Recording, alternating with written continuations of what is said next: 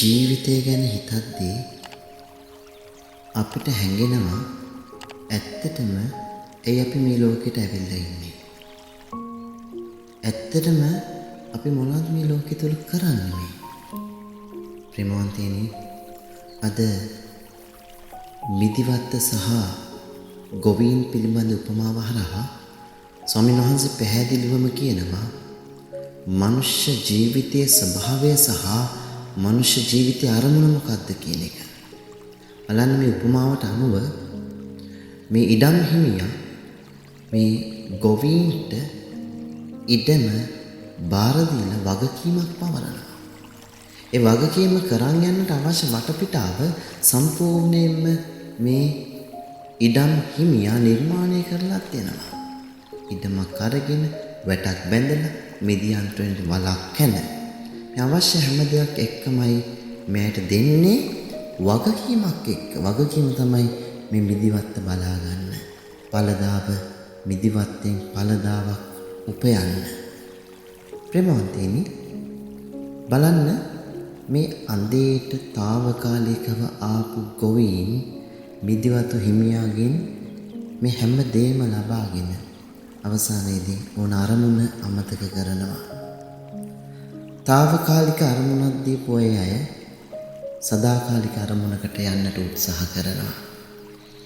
මිදිවත්තෙන් පළදාවක් උපවදවලා ඒක ඉඩම් හිමියාට දිය යුතු තැන අවසානයේදී මිදිවත්ත අයිති කරගන්න තැනටපත් වෙනවා.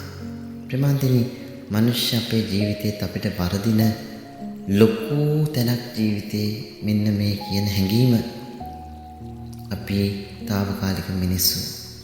අපි දෙවියන් වහන්සේගේ නාමයෙන් ඇවිල්ලා තියෙන මේ ලෝකෙට උන්වහන්සේ පවරන මොකක් හෝ කාර්යයක් කරන්න. අපි කාටවත් අයිතියක් නැහැ මේ ලෝකේ කිසිම දෙයකට අයිතිවාසිකම් කියන්න. අයිතිවාසිකම් කියන්න උත්සාහ කරන හැම තැනකම අපි ගැටුම් ඇති කරගන්නවා. අපේ ජීවිතය අවිවේකී වෙනවා. අපේ ජීවිත දෙවියන්ගෙන් ඈත් වෙනවා. ඒ නිසා ස්වාමීන් වහන්සේ මතක් කරනවා අද දවසේදී අපි මතක තියාගන්නට ඕන අපි తాවකාලික මිනිස්සු. අපි අයිතිකාරයෝ නෙමෙයි. අපි ඇවිල්ලා ඉන්නෙත් යම්කිසි සේවයක් කරන්න. යම්කිසි වගකීමක් ඉෂ්ට කරන්න. නියම කාලයවම අපි ඒ වගකීම හමාර කරලා නැවත අයිතිකාරයට මේ හැමදේම බාර දෙන්නට ඕන. ප්‍රේමවන්තයනි, අපි අද දවසේ පැහැදිලිව මතක තියාගමු. අපි මේ ලෝකෙට අයිතිකාර අය නෙවෙයි. මේ ලෝකෙට හිමිකම් කියන අය නෙවෙයි. අපේ දෙවියන් වහන්සේ එවලා තියෙන්නේ උන්වහන්සේගේ ශුද්ධ නාමය තුල මොකක් හරි පවරන වගකීමක් ඉෂ්ට කරන්න. අපි හිතලා බලමු කොච්චර දුරට ඒ වගකීම තේරුම් අරන් ඉෂ්ට කරනවද? ස්වාමීන් වහන්සේගේ අපි ආලෝකෙ මඟ පෙන්වීමලම ඒ දේ තේරුම් ගන්නට.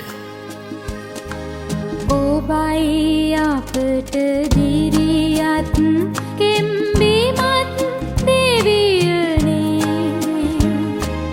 ළඟින් ඉන්න උදව් කරු විපත් වතාවේ දෙරණ සැසලුනත් නෑ අප බියපත් වන්නේ